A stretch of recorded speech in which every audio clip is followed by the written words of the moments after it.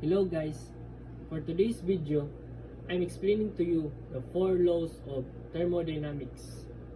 Zeroth law of thermodynamics states that if two systems are each in thermal equilibrium with a third system, then they are in thermal equilibrium with each other. For example, if object A and object B are each in thermal equilibrium with object C, all at 22.5 degrees Celsius, then A and B are also equilibrium with each other. So, if two objects are in thermal balance with a third, they are in balance with each other. The first law of thermodynamics means energy cannot be created or destroyed, only transformed from one form to another. In simple terms, when you add heat to a system, that energy either increases the system internal energy or is used to do work. Example, if you heat a gas, it might be expand and push against its container, doing work, while also getting hotter, storing energy. Left side, human example. A person eats food, energy input. That food energy is either used for work like walking, moving, or released as heat from the body. This shows how the food energy is transformed but not lost. The energy from food becomes internal energy, heat, and physical work. The total energy is conserved, just changed into a forms. The second law of thermodynamics explains how energy naturally flows and why some of it's always lost. This slide visually explains how the second law of thermodynamics works, specifically focusing on heat transfer and entropy. What's happening in the diagram? Red box, a hot object in a higher temperature. Blue box, a cooler object at the lower temperature.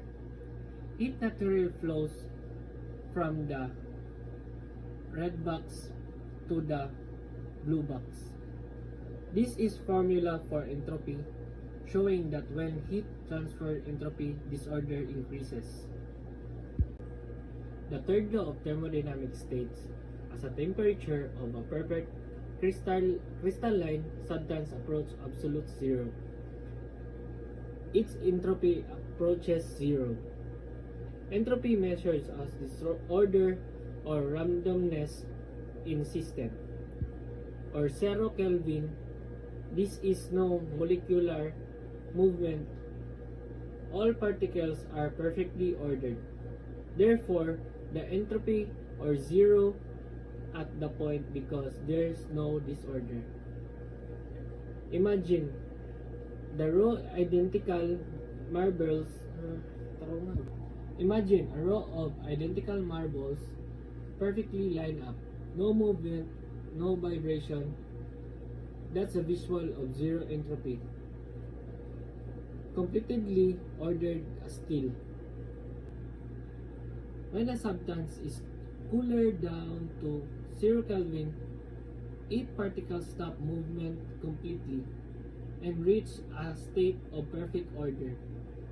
So the entropy becomes zero. This is a set to the lower limit of temperature and helps explain the behavior of materials at extremely low temperature.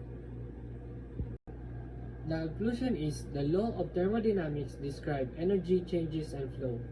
The zeroth law defines thermal equilibrium. The first law states energy conserved, it can change but not created and or destroyed. The second law says entropy disorder increases isolated system. The third law notes that a temperature approaches absolute zero, entropy approaches zero.